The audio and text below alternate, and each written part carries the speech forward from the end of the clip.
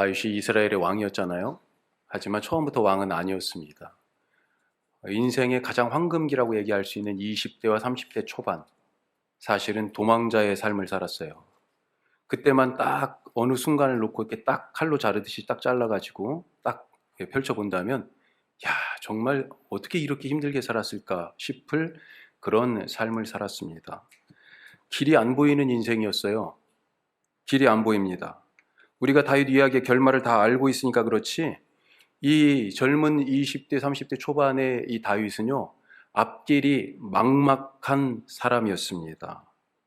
왕으로 기름 부음을 받았는데 왕이 되는 길이 안 보여요. 사울 왕에게 미움을 받고 반역자의 누명을 쓰고 유대 광야를 여기저기 도망 다녔습니다. 이 굴에 숨고 저 바위 틈에 숨었어요. 결국 사울의 손이 미치지 않는 곳으로 가야 되겠다. 내가 계속 여기에 있다가는 언젠가는 붙잡혀 죽을 것이 분명하다. 그래서 사울의 힘, 사울의 손, 사울의 군대가 올 수 없는, 그래서 유대 땅을 떠난 것입니다. 적국 블레셋이 오히려 사울보다 더 안전하다는 거예요. 망명을 했습니다. 왜 그런 거예요? 왜 자기 고향, 하나님이 자기를 기름 부어 왕으로 세우신 이스라엘 땅을 떠나서 블레셋으로 갔습니까? 살 길이 안 보여서 그런 거잖아요. 하지만 살 길 찾아서 가는 여기에서도 또 길이 막힙니다. 블레셋의 가드 왕 아기스가 남쪽 시글락이라고 하는 동네를 주어서 살게 했어요. 그나마 그래서 거기에서 아기스의 눈을 피해가지고 블레셋 왕 아래 왔지만 그나마 잘 살고 있었습니다. 그런데 갑자기 블레셋이 이스라엘과 전쟁을 합니다. 아기스가 명령을 내려요. 야, 다윗, 너 군사들 데리고 빨리 와. 우리 전쟁 났어. 가고 싶지 않은 길이에요. 이스라엘과 지금 전쟁을 하는 거잖아요. 아니, 이스라엘의 기름 부음 받은 자가 지금 이스라엘하고 전쟁하는데 불려나갔어요. 가고 싶지 않은 길입니다. 하지만 이 길, 오도 가도 못하는 진흙탕에 빠진, 수렁에 빠진 그런 길이에요. 길이 없습니다. 이스라엘과 싸울 수도 없고 이 싸움을 거부할 수도 없어요. 길이 없어요. 막혔어요. 자, 이때 오늘 첫 번째 말씀 같이 읽어봐요. 하나님이 피할 길을 내십니다. 피할 길을 내세요. 오늘 말씀 30장 읽었는데 바로 앞에 29장이 바로 지금 이 상황의 다윗을 얘기해 줍니다. 이스라엘과 싸우러 온 블레셋의 다른 왕들, 블레셋은요 5 도시국가가 주요 나라였어요. 5 도시국가의 느슨한 연합체 같은 것이었습니다. 그 중에 가장 힘센 도시가 가드였고요. 이 가드의 왕이 아기스였어요. 이 아기스에게 다윗이 망명했던 거예요. 지금 전쟁하기 위해서 다른 4 도시국가에서도 다 왕들이 왔습니다. 와서 딱 보니까 어이구 깜짝 놀라겠어요. 저기 저 사람 지금 누구야? 이러는 거죠. 아니 더군다나 600명이나 되는 히브리 군사들이 이스라엘하고 싸우는데 이스라엘 군사들이 여기에 있는 거예요. 아주 그냥 깜짝 놀래가지고 이게 뭐냐고 그러는 거죠. 그때 아기스가 해명을 합니다. 1년 반쯤 전에 다윗이 나한테 망명으로 왔다고. 그리고 그 기간 동안 그때부터 지금까지 한 번도 속도 안 썩이고 내 말 잘 듣고 있어. 이렇게 설득을 합니다. 괜찮다고. 같이 이제 우리 편이니까 같이 싸워도 된다고. 하지만 이 사람들이 다른 왕들이 기억하고 있어요. 이스라엘의 유행가를 뭐예요? 사울이 죽인 자는 천천히요 다윗은 만만이로다. 이 블레셋 왕들도 다 알고 있는 노래 바로 그 다윗 아니냐 의심을 거두지 않습니다. 전쟁 중에 배신하면 어떻게 하냐는 거예요. 그렇지 않아도 골리앗을 죽였다라고 하는 그런 트라우마가 이 블레셋 사람들에게 있잖아요. 이 다윗이 마음만 바뀌면 이거 완전히 전쟁 이거 끝장난다는 거죠. 같이 나갈 수 없다. 계속 의심을 거두지 않습니다. 결국 아기스가 포기해요. 다윗을 부릅니다. 어휴, 다윗 지몬미 그러는 거죠. 어른들 하나도 몰라요. 일부 예배는 다 웃었는데 지몬미가 뭐예요? 지켜주지 못해 미안해. 내가 너랑 같이 함께 싸우고 싶었는데 집에 갈 수밖에 없네. 집에 가. 이런 거죠. 의심 때문에 이 사람들의 의심 때문에 다윗이 전쟁터를 떠나게 됩니다. 가고 싶지 않았었잖아요. 안도의 한숨을 쉬면서 가족들이 있는 시글락으로 돌아오는 이 다윗의 마음 어땠을까요? 야, 살았다. 길이 없는 줄 알았는데 길이 있었던 것입니다. 하나님은 길을 만드시는 분인 것을 믿으시기 바랍니다. 이 길 하나님이 만드신 거잖아요. 의심받는 것처럼 기분 나쁜 거 없죠. 아니 지금 억지로 거기도 갔는데 사람들이 볼 때마다 지금 뒤에서 수근수근해요. 야, 제가 다윗 아냐? 제가 어떻게 여기까지 왔어? 그런 얘기를 들을 때마다 얼마나 자존심이 상해요. 내가 이스라엘의 기름 부음 받은 하나님이 왕으로 나를 세우시고 정하셨는데 내가 지금 여기 와서 뭐 하고 있는 거야? 계속 같이 가면 안 된다고 의심받고 비난받고 뒷소리를 듣습니다. 기분 나빠 죽겠어요. 하지만 하나님은 블레셋 왕들의 이 의심을 재료로 삼아서 다윗이 걸어갈 전쟁을 피할 길을 만드셨습니다. 참으로 선하신 하나님 아닙니까? 우리가 있어야 할 곳에 있고 걸어가야 할 길을 걸어가도록 인도하시는 하나님이세요. 나에게는 불가능해도 하나님에게는 가능하십니다. 내게는 길이 없어도 하나님은 길을 내시는 분인 것을 믿으시기 바랍니다. 내게는 아직 안 보여도요, 하나님이 길 안 보일 때 있잖아요. 하지만 하나님은 다 내가 갈 길을 준비해 놓으셨어요. 왜요? 하나님이 길이시기 때문에. 두 번째로 같이 해요. 길이 안 보일 때 기도합시다. 자, 길이 안 보여요. 하나님이 물론 길을 내시는데 그 길이 보여야 되죠. 어떻게 볼 수 있어요? 기도해야 합니다. 길이 안 보일 때 우리는 뭘 하고 있어요? 답답하다고. 이 지금 길이 안 보이는 상황이 누구 때문이라고 그런 얘기하고 있습니까? 다윗이 지금 시글락으로 돌아왔는데 또 길이 안 보입니다. 지금 이 마을이 가까워 오면 야, 저기서 애들이 제잘거리는 소리가 들리고, 예? 저기서 김이 그좀 모락모락 나는 뭐 그런 모습들도, 음식하는 그런 것들도 있어야 될 거 아니에요. 우리 동네에 왔다라고 하는 지금 느낌이 딱 들 때쯤에 딱 보니까요, 이게 눈을 의심하는 상황이에요. 연기가 그냥 모락모락 나는데 이거는 밥하는 연기가 아니에요. 완전히 불타는 폐허의 그런 연기입니다. 다윗과 남자 장정들이 지금 이 싸우러 전쟁터에 나간 이 틈에, 이 자리 비운 사이에 아말렉이 와서 쑥대밭을 만들고 싹 쓸어갔습니다. 사람 소리가 안 나요. 애들 소리가, 아내들 소리가 안 납니다. 짐승 소리도 안 나요. 살아있는 생물들 소리가 하나도 안 나는 겁니다. 적막합니다. 마을은 완전히 불에 타 폐허가 됐어요. 처참하고 놀라운 이 광경에 모두가 넋이 나갔습니다. 정신없이 자식과 아내들의 이름을 부르면서 모두가 울 기력이 없을 때까지 울었다, 그렇게 되어 있습니다. 4절에. 정신이 하나도 없는 거죠. 그러면서 이렇게 된 것은 다윗이 이 마을을 무방비 상태로 놓고 전쟁터로 떠난 그런 결정을 했기 때문에 생긴 일이라고 다윗에게 책임을 지금 묻습니다. 슬픔으로 인해서 이성이 마비되고 그냥 이 분이 차고 넘쳐가지고 그 분노로 마음이 굳어진 사람들 속에서 터져나오는 그 비난이 지금 다윗에게 막 쏟아지면서 이것이 막 눈덩이처럼 불어나고 다윗이 그냥 지금 눌려 죽을 것 같아요. 자, 6절 보세요. 어떻게 돼 있어요? 앞부분만 읽어보겠습니다. 백성들이 자녀들 때문에 마음이 슬퍼서 다윗을 돌로 치자 하니, 다윗을 돌로 쳐 죽이자. 우리 애들 다 죽었어. 다윗 책임이야. 다윗을 돌로 쳐 죽이자. 어려움을 당하면 그 사람이 누군지 드러납니다.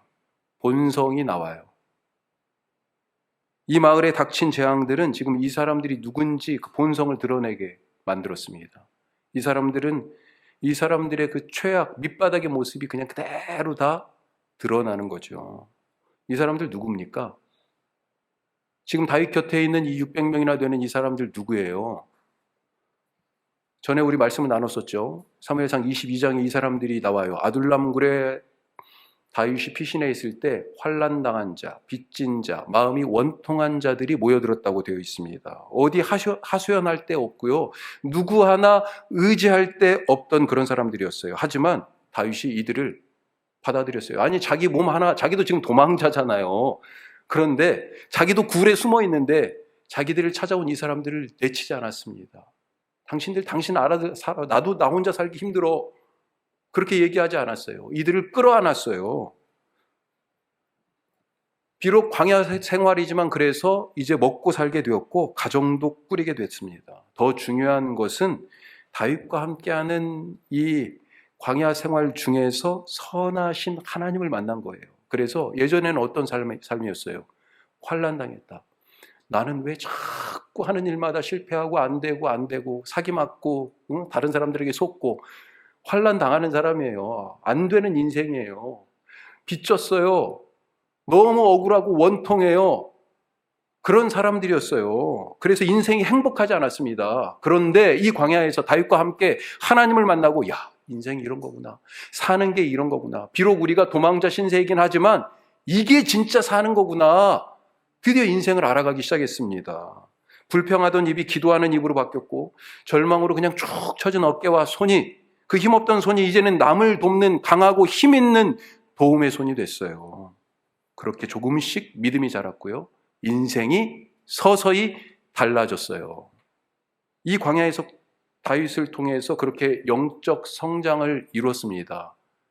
뿐만 아니라 그전에는 누구 때문에 내가 그 환난 당하고 누구 때문에 이렇게 속 썩고 있고 누구 때문에 지지 않을 빚을 지고 그렇게 원통하다고 남탓만 하던 사람들이 그래서 사람들하고 그것 때문에 자꾸 거리를 두고 멀어져요. 사귈 수가 없어요. 그런 사람들이 이제는 용서와 사랑을 알고 아이고 우리 가족 내 식구만이 아니라 이 함께하는 이 모두를 내 가족으로 여길 수 있는 그런 공동체 의식이 이 사람들 가운데 생겨났다는 겁니다. 그런데 지금 오늘 어떤 일이 벌어졌어요? 이런 모든 것이 아말렉의 침공으로 순식간에 다 한꺼번에 모두 다 무너져 버렸습니다. 집과 가족만 빼앗긴 게 아니라 신앙까지도 빼앗기고 무너졌어요. 믿음이 순식간에 사라졌습니다. 방금 전까지 자기들이 그렇게 믿고 따르던 다윗에게 이 모든 책임이 있다고 하면서 비난을 쏟아내고 손에는 증오의 돌을 들고 있어요. 이제 던지기만 하면 돼요. 반면에 똑같은 재앙을 만났는데 다윗은 이 재앙에서 최선을 끄집어내고 있습니다. 모두가 분노와 슬픔으로 돌을 들고 있는 이 살벌한 풍경 한가운데에서 다윗이 지금 어떻게 하고 있어요? 오늘 우리가 놀라운 말씀을 만납니다. 자, 6절 앞부분을 읽었는데 6절 뒷부분 처음부터 같이 읽어봐요. 백성들이 자녀들 때문에 마음이 슬퍼서 다윗을 돌로 치자 하니 다윗이 크게 다급하였으나 그의 하나님 여호와를 힘입고 용기를 얻었더라. 아멘. 다윗은 돌 들고 죽일 듯이 덤비는 자들에게 어떻게 했어요? 지금 나를 향해서 돌 들고 지금 다 그렇게 서 있어요. 다윗 허리춤에는 뭐가 있습니까? 칼이 있어요. 어떤 칼이요? 골리앗이 쓰던 칼이 있어요. 이거 그냥 뽑아버릴까? 예? 이 공동체 전체를 지금 흔들고 있는 거야. 다윗의 내 리더십에 지금 도전을 하는 거야? 이런 생각하지 않았을까요? 맘만 먹으면 칼 뽑아가지고 본때로 몇 명 딱딱 목을 베고 규율을 잡을 수도 있는 그런 상황입니다. 하지만 칼을 빼서 백성들을 위협하며 윽박지르지 않았습니다. 오히려 하나님께 달려가서 기도했고요. 제사장 아비아달에게 찾아가서 상담을 신청했습니다. 에봇을 가져다 달라고 얘기하죠. 그리고 기도합니다.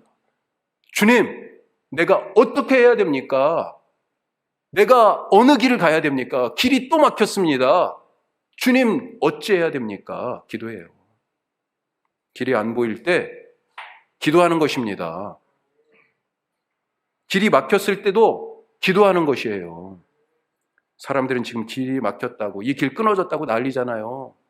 누구 때문에 이 막힌 길에 왔는지, 길이 끊어진 줄 알고도 우리를 여기로 데려왔냐고 책임을 따지면서 돌을 들고 있지 않습니까? 다윗 따라왔는데 이제 완전히 망했다면서 다윗에게 책임을 돌리며 분노를 돌에 담고 있습니다. 자, 그래서 돌 던졌다면, 그래서 돌 던지면 막힌 길이 뚫리고 안 보이는 길이 보입니까? 길이 없는 것이 아니라고 했잖아요. 내 눈에 막힌 길처럼 보이고 내 눈에 그 길이 안 보이는 거예요, 그냥. 그래서 지금 다윗도 한편으로는 이 상황만 놓고 보면 다급하지만 길이신 하나님께 기도하고 있는 것입니다. 자, 사건은 하나인데 반응이 각각 달라요. 어떤 반응을 할지는 나에게 달려 있습니다. 우리에게 달려 있어요.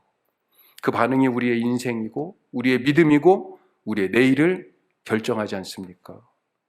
길이 안 보인다고 절대 좌절하지도 마시고 남 탓하면서 분노하지도 마시고, 우리 지난주에는 그런 상황에서 내 탓하기도 하잖아요. 내 탓 자책하지도 마시자고 그랬어요. 그거 하지 말고요, 기도하실 수 있길 바랍니다. 목사님 이런 얘기하면 맨날 목사님 정답을 맨날 뻔한 대답 하시네. 기도하라는 말씀 그건 다 알고 있어요. 우리도 뻔한 대답이라고 그렇게 생각하시는 분들이 계실 수도 있겠어요. 하지만 성경이 분명히 그렇게 말하는데요.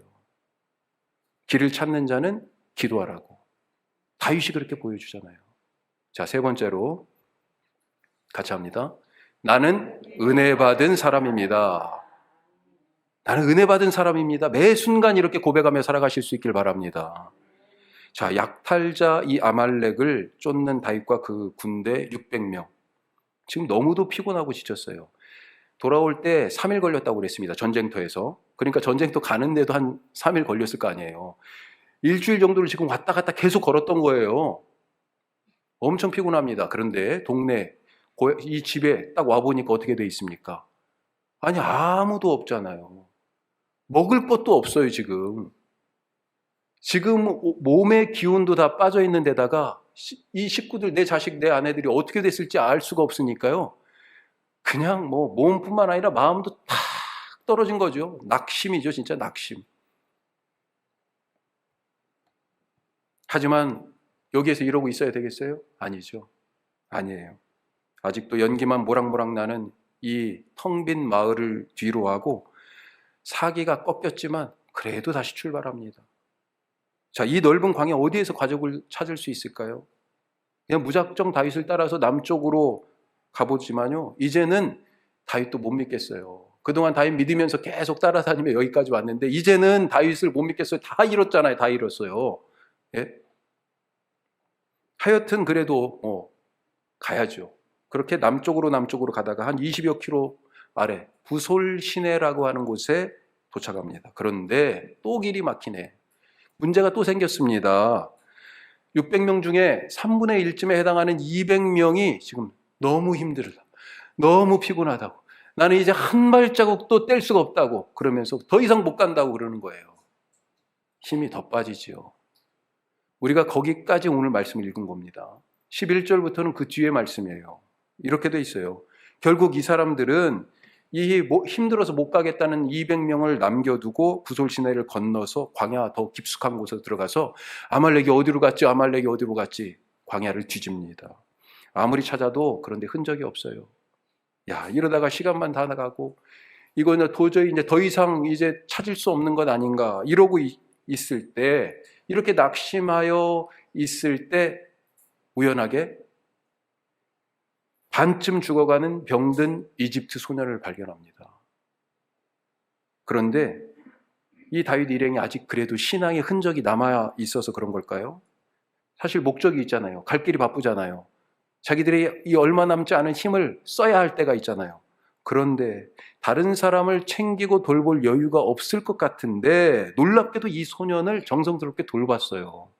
그리고 기력을 회복한 이 소년, 알고 보니까 아말렉 사람들이 종으로 부렸던 이집트 소년이었던 거예요. 아프다고 그러니까 그냥 3일 전에 버리고 간 거예요. 이 소년을 통해 가지고 아말렉의 근거지에 대한 귀중한 정보를 얻게 됩니다. 드디어 찾았어요, 아말렉. 야, 이 꼬인 실타래를 푸는 작은 실마리가 어디에서 나왔어요? 이렇게 작은 돌봄과 섬김, 여기에서 나왔어요. 다윗 일행은 이 소년에게서 얻은 정보를 가지고요, 지금 승리에 취해가지고 흥청망청 경계심을 늦추고 그렇게 밤새도록 퍼마시고 있는 이 아말렉 진영을 급습했습니다. 그래서 잃어버렸던 가족, 물건들은 이것들은 뭐 다 다시 되찾았을 뿐만 아니라 아말렉이 다른 민족들을 막 약탈해서 갖고 있던 것들까지도 다 덤으로 더 약탈을 해왔어요. 다 전리품으로 얻었습니다. 자, 이제 힘이 나죠? 기세가 등등합니다. 다시 돌아와야죠. 부솔 시냇가로 다시 왔어요. 그동안 200명이 거기서 기다리고 있었잖아요. 몸도 마음도 다 지쳐서. 그렇게 언제나 다윗 일행이 다시 올까? 혹시 우리 가족들을 구할 수는 있을까? 아말렉은 찾았을까? 이렇게 걱정하며 기다리고 있는 이들이 저기에서 오는 무리를 보면서 얼마나 기뻐하는지 알 수 없어요. 애들이 막 뛰어오잖아요. 너무 좋았습니다. 그런데 여기서 또 일이 벌어지잖아요. 또 일이. 자꾸 길을 막아요. 뭔가. 자, 22절 보십시오. 22절 같이 읽습니다. 다윗과 함께 갔던 자들 가운데 악한 자와 불량배들이 다 이르되 그들이 우리와 함께 가지 아니하였은즉 우리가 도로 찾은 물건은 무엇이든지 그들에게 주지 말고 각자의 처자만 데리고 떠나게 하라 하는지라. 왜 이렇게 얘기합니까? 이래야 공정하다는 거예요. 지금 요즘 시대에 가장 핫한 키워드가 공정이잖아요. 이래야 공정하다는 거예요. 누구는 안 힘들었냐? 누구는 쉴지 몰라서 쉬지 않고 그래 목숨 걸고 싸우러 간 거냐? 여기 남아서 편히 쉰 사람들 양심 있으면 양 한 마리, 소 한 마리 그거 어떤 것 하나라도 가져갈 생각하지 마라. 여기 잃어버렸던 가족들 찾아다 준 것만 해도 감사한 일이지 다른 거 욕심내지 마. 그러는 거죠. 그래야 공정하고 그래야 합리적이라는 것입니다. 본전 생각난 거죠. 남의 수고에 우리는 목숨 걸고 갔다 왔는데 우리도 그냥 쓰러져 죽겠는데도 갔다 왔는데 남의 수고에 무임승차하지 말라는 것입니다. 더군다나 이 지금 요구 끝이 뭐라고 돼 있어요? 그들에게 아무것도 주지 말고 그들이 원래 가졌던 거 그것도 주지 말고 뭔만 줘요? 처자식만 주고 그리고 그 다음에요. 데리고 떠나게 하라고 그렇게 얘기합니다. 야, 이거 공동체를 깨자는 거잖아요. 그동안 공동체로 하나 되어 사는 법을 배웠었는데 공동체를 지금 깨자는 겁니다. 성경은 이런 사람들을 지금 뭐라고 불러요? 오늘 말씀 22절에 뭐라고 돼 있어요? 악한 자와 불량배들 이렇게 표현합니다. 어쩌면 상식적이고 합리적인 요구를 당연한 말을 하는 이런 사람들에게 너무 심하게 이 사람들 깎아내리는 것 아닌가요? 이런 생각 드세요? 하지만 우리가 알다시피 이 사람들이 본래 어떤 사람들이었어요? 아무것도 가진 것 없는 빚진 자들이었습니다. 오도 가도 어디든 갈 데가 없는 그런 사람들이었어요. 혹시 이 중에 이 사람들이 그 며칠 전에 그 불타버린 시글락에서 다윗을 죽이려고 돌을 드는데 앞장섰던 사람들은 아닐까요? 이때 다윗이요, 이 전쟁의 본질과 이들의 삐뚤어진 신앙생활을 바로 세우는 그런 말을 합니다. 이 다음 절 23절 읽어요. 다윗이 이르되 나의 형제들아 여호와께서 우리를 보호하시고 우리를 치러 온 그 군대를 우리 손에 넘기셨은즉 그가 우리에게 주신 것을 너희가 이같이 못하리라. 아멘. 이것이 뭐라고요? 지금 우리가 갖고 있는 이것이요, 여호와 하나님께서 우리에게 주신 것. 이들이 그동안 평안했던 것은 하나님이 지켜주셨기 때문이고요. 싸우는 전쟁마다 이길 수 있었던 것, 그리고 방금 전에도 아말렉을 그렇게 쳐부술 수 있었던 것, 다 하나님께서 하신 일이다. 가족도 물건도 찾은 것, 덤으로 더 다른 전리품까지 얻어온 것, 다 하나님이 주신 거다. 다윗이 알려주고 있어요. 너희들이 한 게 아니고 하나님이 하신 것이다. 하나님이 주셨는데도 내 것이라고 못 내놓겠다고 욕심부리면서 이것이 공정하다고 주장하는 이유, 바로 내가 했다, 이거 내가 했다라고 하는 교만입니다. 교만 때문에 그래요. 내가 했으니까요, 내 거라는 거예요. 놀랄만한 기사를 어제 읽었는데, 불공정한 처우를 개선하라며 파업 중인 연세대학교 청소 노동자들에게 재학생들 중에서 수업권을 침해당했다면서 그런 이유로 손해배상 청구 소송을 지금 냈다고 그래요. 이 기사를 읽고 제가 깜짝 놀랐습니다. 과연 이 학생들, 이 친구들 지금까지 자기들이 지금 누리고 있는 이 민주주의를 위해서 자기들 학교의 선배들 중에서도 목숨을 내걸고 살았던 그런 사람들이 있는지 알기는 아나 모르겠어요. 다른 사람들이 희생하여 다른 사람들이 자기 삶을 들여서 여기까지 이루어온 민주주의에 무임승차하고 있는 거잖아요, 사실. 내가 뭘 해서 구원받았습니까? 우리 중에 내가 뭐 해서 구원받은 사람이 있습니까? 하나도 없죠. 예수님 앞에서 본전 생각하지 맙시다. 우리는 다 거저받았습니다. 우리는 예수님의 십자가에 무임승차한 사람들이에요. 예수님이 운행하시는 구원 열차에 모두가 다 공짜로 탔어요. 무임승차입니다. 예수님의 죽으심으로 내가 죽음을 면했고 예수님의 부활하심으로 내가 새 생명을 얻었습니다. 예수님이 고난받으심으로 오늘도 내가 웃으며 살 수 있게 되는 거죠. 다른 사람들의 기도에 때때로는 무임승차하기도 하지 않습니까? 누군가 날 위해 기도하네. 우리 찬송하잖아요. 새벽에 딱 섰을 때 어떤 때는 한 분 앉아 계세요. 우리가 그분의 기도에 무임승차하고 있는 겁니다. 우리 교회 공동체가 그렇게 세워져 왔어요, 지금까지. 교회 시작하고 1년 동안 지금 이 자리에 없는 다른 교회 다니시는 분들이 와달라고 한 것도 아니에요. 그런데 계속 새벽마다 오셔서 기도하셨어요. 이 교회가 그래서 여기까지 온 것입니다. 우리가 다 무임승차하고 있는 거예요. 지금도 왜 헌금을 보내주신지 부담스러워요, 사실은. 책임감도 느끼고. 그렇게 무임승차하고 있습니다. 이렇게 이렇게 우리 교회가 하나님의 은혜를 받았습니다. 나는 은혜 받은 사람입니다. 라고 늘 고백하시면서 다른 사람들이 내가 받은 그 은혜의 놀라운 일에 무임승차해서 같이 함께 하나님 나라의 공동체를 이루어나가는 그런 복된 삶이 되시기를 주님의 이름으로 축복합니다. 기도하겠습니다.